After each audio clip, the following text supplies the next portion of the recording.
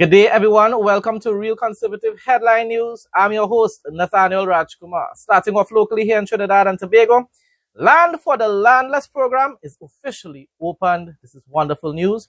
This is an initiative that provides subsidized, fully developed residential lots to eligible citizens who do not own land or property in Trinidad and Tobago. It sounds like the Susuland project that UNC and I believe NAR had back in the 80s and 90s. The Land Settlement Agency has begun accepting applications, giving eligible citizens the chance to take a significant step towards owning their own land. Chairman of the Land Settlement Agency, Michelle Mathura Alaha, stated that applicants must meet several criteria before they can apply for the program.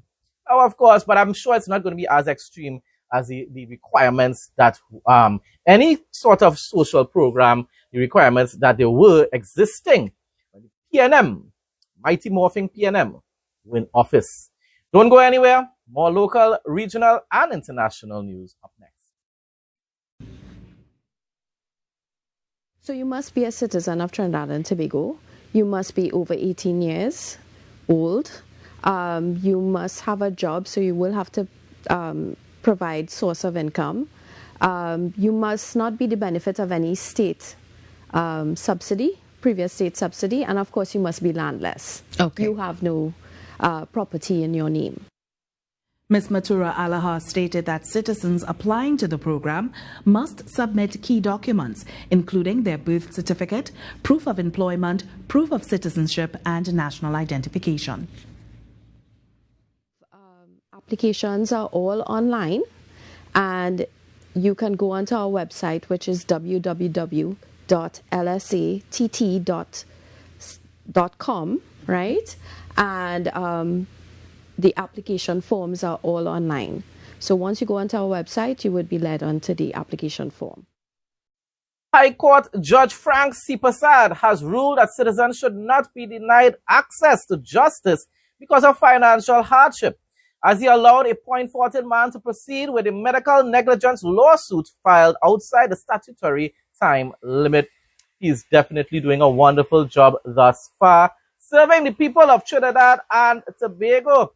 The claim was brought by Hollis Williams, who suffered a serious hand injury in 2015. Wow, that's a long time ago. And underwent surgery and physiotherapy at facilities managed by the Southwest Regional Health Authority. Williams later experienced ongoing pain and partial disability and sought legal aid in 2019 to pursue a negligence claim.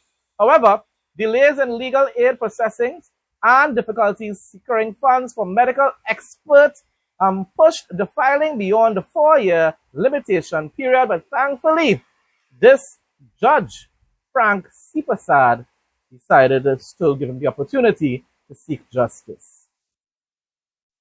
National Petroleum has donated $24,414 to the Children's Life Fund to assist children with life-limiting illnesses.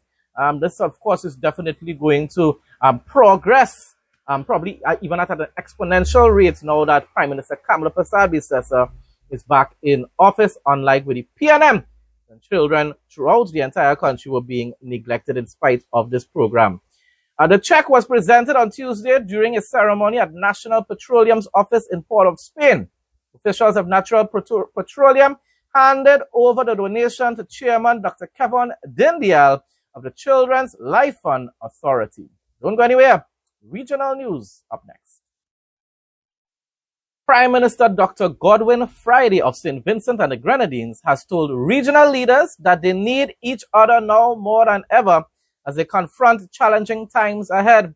Yes, Prime Minister, but we need to unite for a different cause, and it's not to support communism. We should be uniting to support democracy and Western civilization and restoration of that type of politics in Cuba and Venezuela. Speaking at the opening ceremony of the 50th regular meeting of the Conference of Heads of Government of the Caribbean Community, CARICOM, in St. Kitts and Nevis, Prime Minister Friday told the gathering that St. Vincent and the Grenadines stands firm and is willing to work with all CARICOM heads in advancing the region's shared interests. Yeah, but the shared interest, my brother, still, at this point in time, is to protect and defend communists in our region. Wake up. Stand up with Kamala Prasad, Bisesa. You are a new government. You are a new regime. Do the right thing. Lean on the conservative side. Lean on the side that supports democracy, Western civilization values. Where we thought we could safely rely on familiar roads of the road, we must now tread cautiously and maneuver as best we can to advance our individual and collective interests. Friends, our persistence on the path of regionalism, no matter the challenges, is the best way forward. Let us strengthen our resolve about that. As I intimated above, I am committed to working alongside all of my colleagues, not merely out of sentimentalism, but also because there is no better alternative that I can think of for my country, St. Vincent and the Grenadines. Guyana's President Dr. Irfan Ali on Wednesday held bilateral discussions with United States Secretary of State Marco Rubio on the sidelines of the 50th regular meeting of the Conference of Heads of Government of the Caribbean Community, CARICOM, as regional leaders intensified diplomatic engagement with Washington on security, economic cooperation, and development priorities. Irfan Ali, basically the best leader in our region right now. He needs to take a strong stance, just like Kamala Prasad says. Unite with her. You are the only other leader in the first place that is going to meet with Donald Trump. So please, even take a stronger stance publicly. Stand up for democracy and Western civilization values. On the sidelines of the ongoing CARICOM meeting in St. Kitts and Nevis, President Irfan Ali addressed questions from reporters regarding regional security. He noted that over the past few years, Guyana has engaged in expressive amounts of bilateral revolution in social security and emphasized ongoing efforts to coordinate on security challenges in the region. This is an engagement that has been ongoing, he said, adding that the goal is to ensure better coordination among countries in addressing regional security issues. Minister of Agriculture, Fisheries and Mining in Jamaica, Floyd Green, has committed to repairing greenhouses in Mafuta, St. James, that were damaged during the passage of Hurricane Melissa in October. There was really extensive damage in Jamaica. If you see some of these videos, telling entire homes were underwater. This is in addition to infrastructure upgrade, which will be done under the second Rural Economic Development Initiative Greenhouse Cluster and Infrastructure Upgrade Project. Member of Parliament for St. Michael Northwest in Barbados, Neil Rowe, has resumed his youth agriculture project in Rosemont, Deacons, Black Rock, with a presentation of agricultural equipment and tools to support the initiative. That's what you have to do. You have to provide the citizens with the equipment and even the funding to get them started. We need to do a whole lot more of that here in Trinidad. Speaking to the media on Thursday, Rowe expressed satisfaction at restarting the project following earlier setbacks and said plans are in place to expand the program to create greater employment opportunities for young people in the community, which will keep them off the streets. Yes, people, when the youths become occupied, and that's what I keep saying here in Trinidad and Tobago as well, open more community centers, get them involved in sports and talent and different types of talent shows and so forth, and give them counseling on a weekend in the community centers. That is what is going to deter them from joining gangs and so forth. Well, this morning I'm just doing a presentation to the Northwest Alliance Agriculture Project to the young aspiring farmers in this community, the Deacons community. This project first started back in 2019 when a young man from this community first came home from jail and was looking for work. And at that time, it was very challenging in being able to find a job for him within the particular government department that he wanted to go to work. So I asked him if there was anything else that he would like to do, and he told me he don't mind going into farming. I suggested to him to look for a piece of government land in the community, and I would take the opportunity in turning it into an agriculture project. And so said, so then. So this started in 2019, like I said. It has some challenges in relation to water supply, but despite that, I managed to overcome that hurdle, despite all the red tape that I had to go through, and being able to assist these guys with having their own water supply, which they do have now.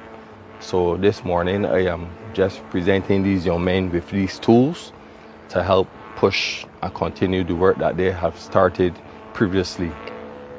The Novo Group, in partnership with the Bahamas Trade Commission, has launched Price Pal, a new price comparison app designed to help consumers stretch their dollars amid rising food costs. You have anything like that here in Trinidad? That sounds like a really wonderful thing.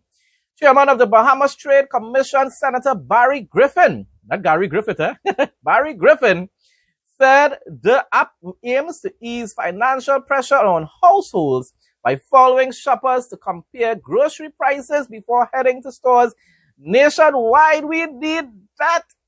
PricePal allows users to create shopping lists, compare product prices across multiple retailers, and submit consumer complaints directly through the platform.